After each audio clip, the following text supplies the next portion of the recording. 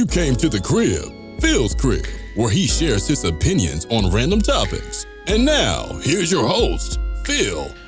In this Phil's crib, I have a video of a brother who is a lawyer from Harvard, and it really disturbed me what this man is doing with his children. I understand the principle of what he's doing, but the things that he is actually making his children go through for the guise of not to be perceived as a threat to racist white people is beyond ridiculous. Let me go roll the clip. My name is Lawrence Otis Graham. I'm an attorney. My wife's an investment banker. We both went to Harvard. I went to Harvard Law School and Princeton undergrad. My wife went to Harvard College, Harvard Law School, Harvard Business School. And we have 3 kids, 2 boys and a girl.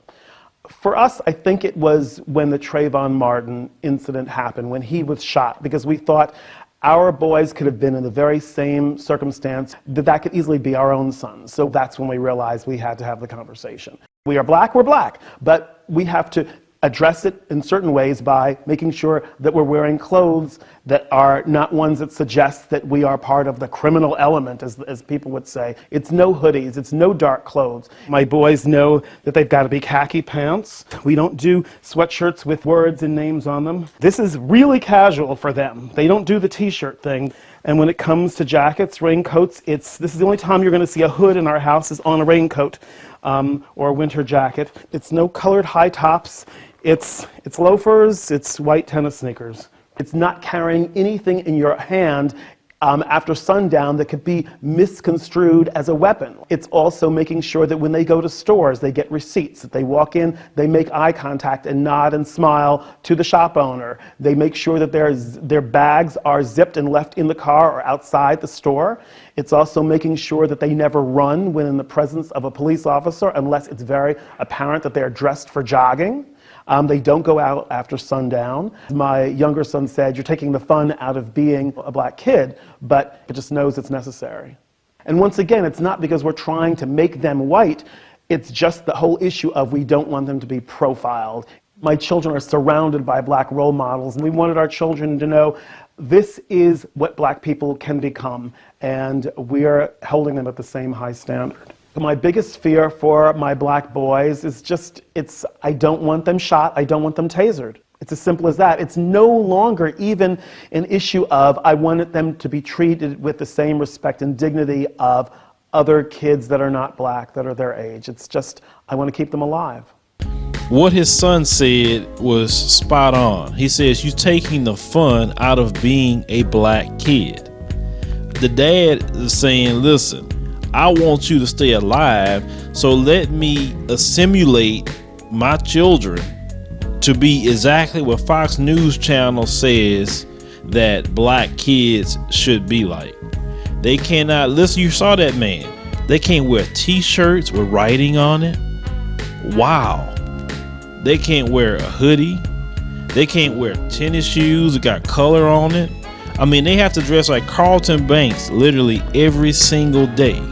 And to the dad, I understand what you're doing, but that's totally wrong. You have given up. You have basically said, my children need to be a slave. You have your children looking at white people like, "Hi, sir," like some slaves. That's exactly what you are raising your children to be, is a slave. You're raising your children to be weak and to sit here and assimilate to a group of people who are, these people that you're having this happen to is these racist people. And you sit up here and you want to coddle racists. Racists are mentally slow. I don't know how many times I keep saying this. It doesn't matter how much you dress them like Carlton Banks. They're going to be more jealous of you because of your position, my brother, than a poor black person. Because you living in a house they can't afford. You have a lifestyle that they can never even think of having. And because you as a black man have it, that's even worse. So your black sons is living a life. I could look at this the way y'all home look, and I'm listening to what the careers that you and your wife have. Obviously, you living way better than these racists are living. Okay? So why is it that you want them to even assimilate? Why can you tell your sons, look, educate yourself, be some proud, strong black men, but you don't sit up and cower down to nobody as a man. I mean, this is beyond ridiculous. And he's saying that he wants his sons to be alive. Brother, it doesn't even matter about all that. The color of your son's skin is the problem, not what they dress. All that trivial stuff about what they wear isn't a problem. Trust me, it's not a problem. Tennis shoes don't commit a crime. No matter what you wear doesn't make a person like you or don't like you. You have fell for the narrative. You have fell for the okie doke that Fox News Channel and those who support Fox News Channel speak all the time. You have done this, and it's very, very sad. I feel sad for your sons. Not one day in my life where I would tell my sons to assimilate to some races. What kind of crap is that? Forget them races. You know what I'm saying? I want my son to be a strong black man. I don't even be sitting up there, well, son, don't wear this because, I want them racists to be sitting up and looking at you funny. It's like, it doesn't matter what they think. That's what you understand. Like, my brother, you work so hard for what you have. And you and your wife have done good. Why in the world would you make your sons go through all kind of hell and not enjoy their life?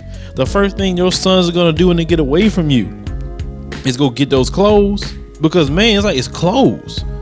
What's wrong with writing on your clothes? I don't get that. I can understand there was some sort of pornographic stuff or something that's just not appropriate, but man, come on. I'm even in agreement with the situation not sagging your pants. I mean, that stuff is ridiculous. But man, the boys can't wear high top tennis shoes. The boys can't wear a hoodie if it's cold or whatever, but everybody else can wear it. But just because they black and you fear they're gonna get killed, let me tell you something. Martin Luther King got shot in a suit, brother. Many of the other brothers got killed in suits. Prior to that, they weren't wearing hoodies. They wasn't wearing tennis shoes. They wasn't wearing all the clothes they complain about now. So what was the difference with Martin Luther King when he got shot and killed? What's the difference? He was wearing a suit. Clearly, biggest day, he had a suit on when he got shot, and the guys around him had suits on, and he still got shot. So it's nothing to do with what we wear. It has something to do with our skin color. Our skin is the problem. It's not our clothes. And never sit up there and tell your children that, well, what you wear is a problem. No. The sagging, don't do that. That's complete, because that stuff started in prison. And anybody got sense don't want to be dressing like that. Okay, but other than that, you can dress the way you want to dress. You want to wear a t-shirt, you want to wear a hoodie, you want to wear, tennis shoes. That's your business. That's what you like to wear. Why black boys got to sit up here and dress a certain way to make these racists happy? But yet these same racists, they kids or grow up and dress sagging their pants, wearing hoodies, wearing the t-shirts, wearing the tennis shoes you don't want your sons to wear. You think your sons don't see white kids doing that junk? They see that. And they're like, dog, I can't wear this because I'm black. I mean, like, dude, you kind of putting like a mental vice and giving your children a complex about their own color because you fearing something's going to happen to them. Seriously, I hope this brother get a wake up call, because it's going to happen. The moment somebody still call his son a nigger, okay, then even though they're wearing the Carlton Banks clothes, he'll get a wake up call then. Because it's just sad that those boys got to go through that, because this father's in fear of his children's life. What he's doing is extreme. Don't get me wrong, it's extreme. But it's also sad that he felt that he got to take this extreme measure because black boys are targeted for violence by police. Black boys are targeted to be killed by police. It doesn't matter. And it's real sad, ladies and gentlemen. It's real sad. Okay. In a black home, you got to have two talks: the sex talk and the talk about police.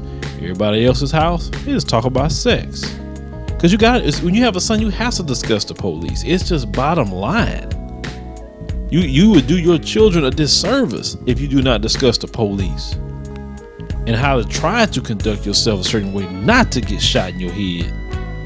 It's a messed up. This whole thing is just, with this situation with this brother, sad as it is just a reality and a symptom of this country.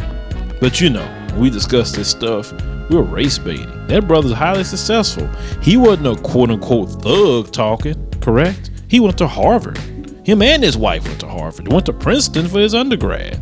Ivy League schools. And yet he is still concerned about his children. That's why I was saying earlier, it doesn't matter if you are a thug all the way up to a president. These folks not gonna like you. If they're racist, of course, they're not gonna like you. So don't do anything to try to make them like you. It's your color's the problem, not your occupation, not how you dress. Make sure to subscribe to this channel where we also feature So Disrespectful YouTube comments and Advice Show Radio. Want news that isn't politically correct or influenced by corporate agenda? Subscribe to the Advice Show TV, where we present media with a common sense approach. Looking for something funny to get you through the day? Subscribe to Ratchet Video Weekly. Thank you for listening and see you next time.